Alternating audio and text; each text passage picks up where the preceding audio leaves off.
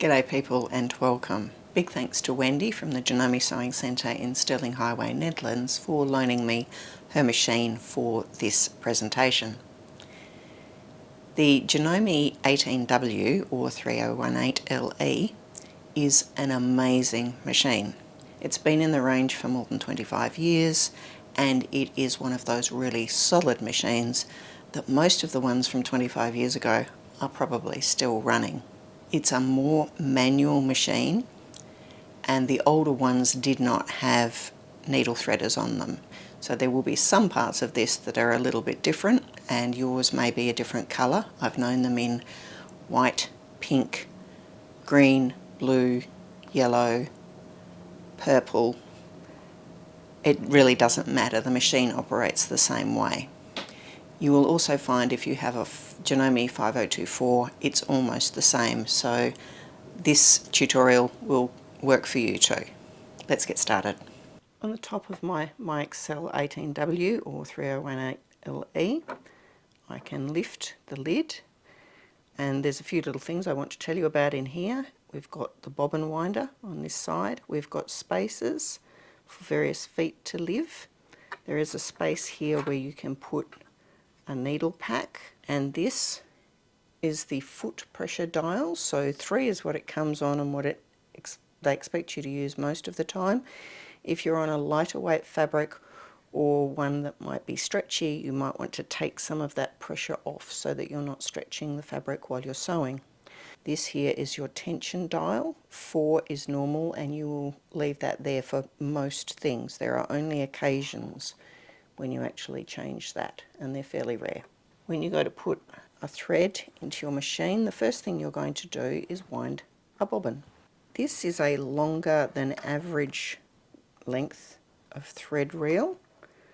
Put it in here. Because there's only such a small part of it sticking out at this end, I'm actually going to put this on back to front and put the little pointy bits inside the tube. The thread is coming out from underneath. To wind a bobbin, I'm going to follow the broken line here, which means going around this from underneath, clockwise around it to this piece, and when I get here I need to pull that in. That's not a loose one, this is loose, that's not loose. Got my bobbin here, take the end of your thread, give it a twist, and take the thread from the inside to the outside of the bobbin, and then on here. Hold the thread over the top, and with the machine turned on, that clicked over, you just push the foot pedal until there is sufficient thread on the bobbin that it stops that from coming out. Once you've got that amount on there, cut it off close to the end or close to the bobbin, and then carry on until you fill your bobbin. When you've finished, cut it off in here, click over to the left, it doesn't matter what order you do this in, and lift it off. The machine will slow down when it's full. So you will have some sort of an indicator that it's getting as full as it needs, but you only need to put as much thread on your bobbin as you need for your project, and I don't need very much at the moment. If you don't have the thread properly into that second firm guide, there's a possibility that you're going to end up with bobbins that are loose. Here is a bobbin that was wound without going nice and firmly through that second guide that looks like it has a little Phillips head screw on the top of it. You can see that it's soft and squishy, and in some cases you will find there are loops of thread poking out. Your tension is likely to be inconsistent as it's trying to unwind through the tension gauges. The next one is that if you're unlucky, a bit of thread will get into the wrong place and it will cause a big knot up in your machine. Finally, it is possible for those bobbins to cause the bobbin case to jump out, and that costs money to fix. If you've got a bobbin like this that doesn't look very good, You don't have to throw it away. What you need to do is put it back onto the original spindle where the reel of thread was and wind it from this bobbin onto another one, but make sure you're firmly into that guide. This one is a good bobbin. It's much firmer, and whilst the threads might not be perfectly lined up against each other, they're fairly even and they're all nice and firm where it needs to be firm. To thread the main body of the machine, I need to go back to the beginning here, so my thread is still coming out from underneath, and this time I don't go under that first black bit, I go over the top of it. So I'm going around it anti-clockwise this time. I'm going to wind my hand wheel up until my take-up lever is visible here. That take-up lever being up is actually a really important part of your machine. It indicates that the machine has completely finished one stitch and is ready to start another one. And therefore you don't have a pile of threads underneath that are going to stop you from pulling the fabric out. For threading, I've come down here. I'm now going to go around, up and around that take-up lever at the top.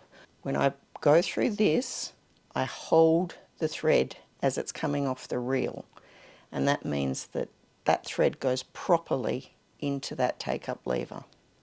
You can tell if it's in because it's coming out at the level of the take-up lever.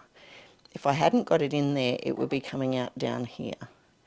Then I go down, and above the top of the needle there's a little guide. So I've come through this guide just above the needle. With the needle in the up position, bring it down and forward, the needle threader. Hold it there while you go around that guide in front of the needle and up. And as you pull it back, you'll get a little loop at the back of the needle. Grab hold of that little loop and pull it through. The first time you use one of these needle threaders, it feels so awkward. By the time you've done it 10 times, it's easy. You just have to persevere until it becomes muscle memory. With the needle threaded, I'm now ready to put a bobbin into the bobbin case. This little piece here, when I lift that up, releases the lid.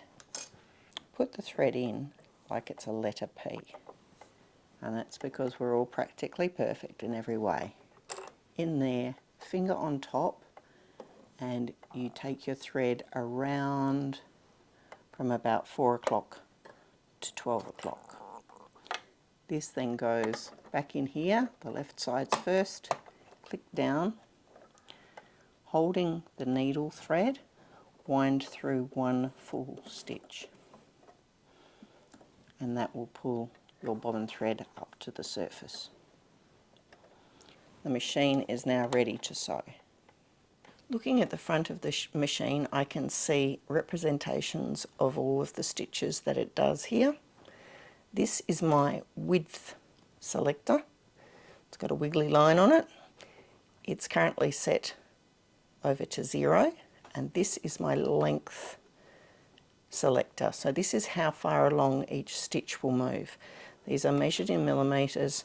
If you don't work in millimetres, it doesn't matter. All that matters is the bigger the number, the bigger the stitch. Once again, thanks to Wendy for loaning me her 3018LE or 18W. It's a great machine and I will be doing more tutorials on it. In the meantime, you could check out my playlist, and I'll see you next time.